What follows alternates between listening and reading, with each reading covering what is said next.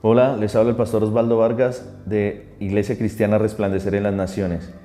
Quiero compartirles la segunda parte de lo que Dios aborrece.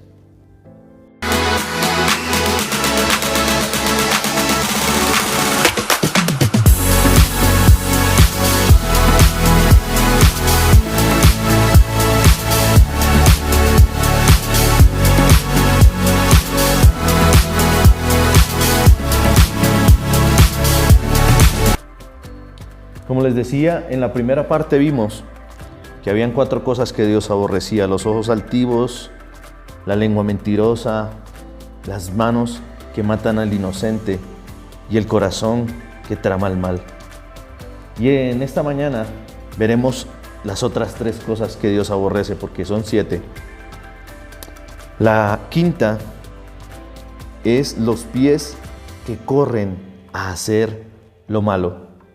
¿Sabe?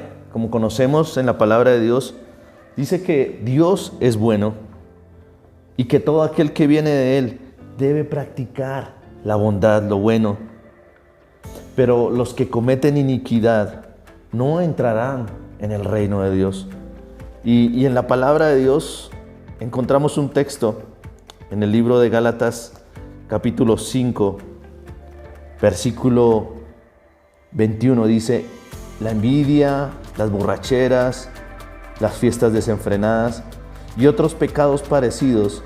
Permítame repetirles lo que les dije antes: cualquiera que lleve esa clase de vida no heredará el reino de Dios.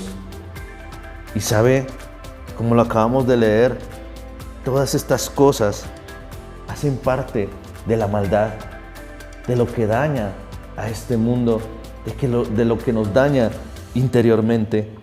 Y por tanto nosotros, como hijos de Dios, no debemos participar de la maldad, no debemos participar de la envidia, de las borracheras, de las fiestas desenfrenadas o de otros pecados, porque vemos también que otros pecados son como la idolatría, la hechicería, las peleas, los celos, los arrebatos de furia, la ambición egoísta, las discordias, las divisiones. Todo eso hace parte de la maldad.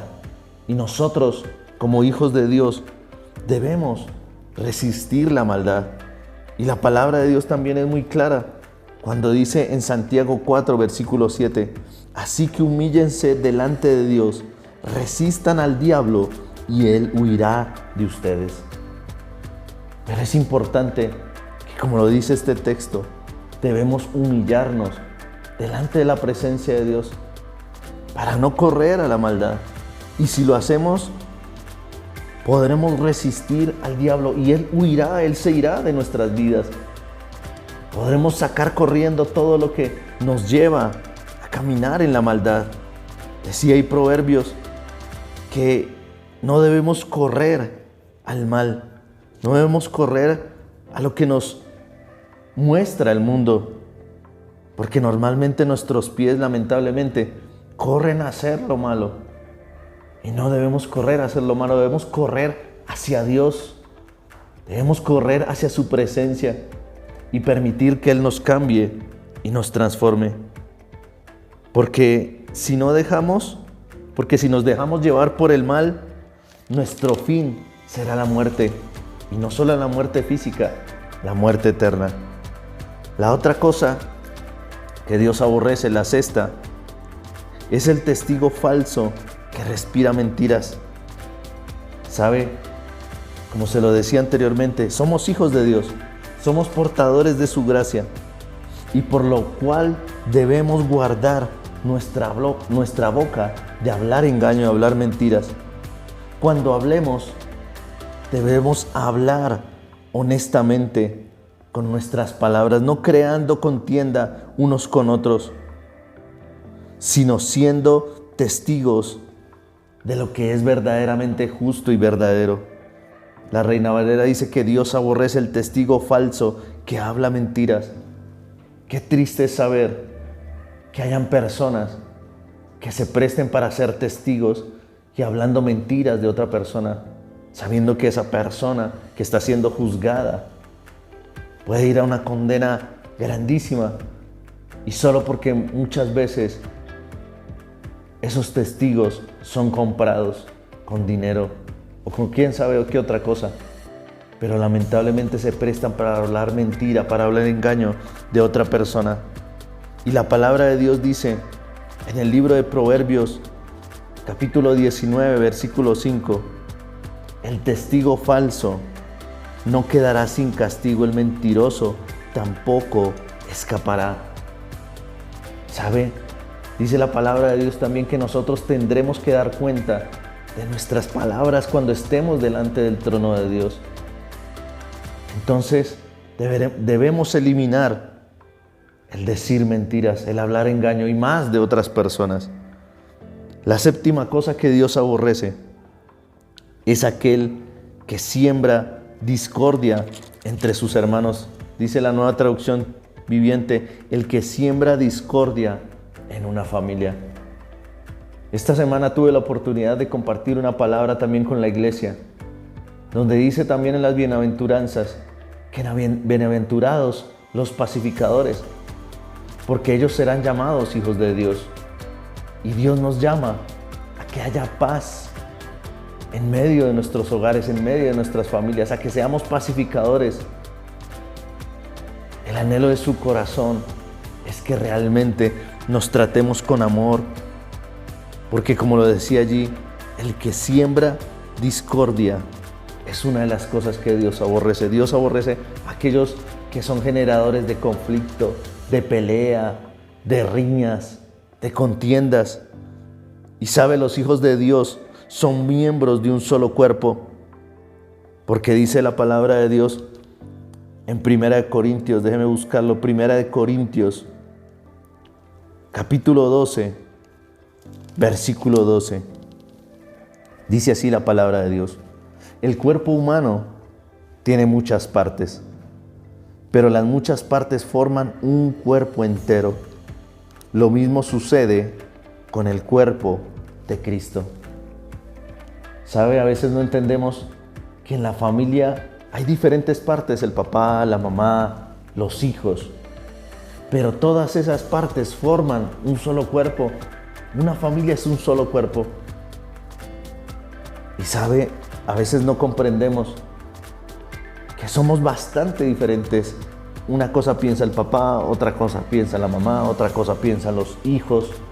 Y aun cuando hay hijos, hermanos, también cada hermano es un mundo diferente.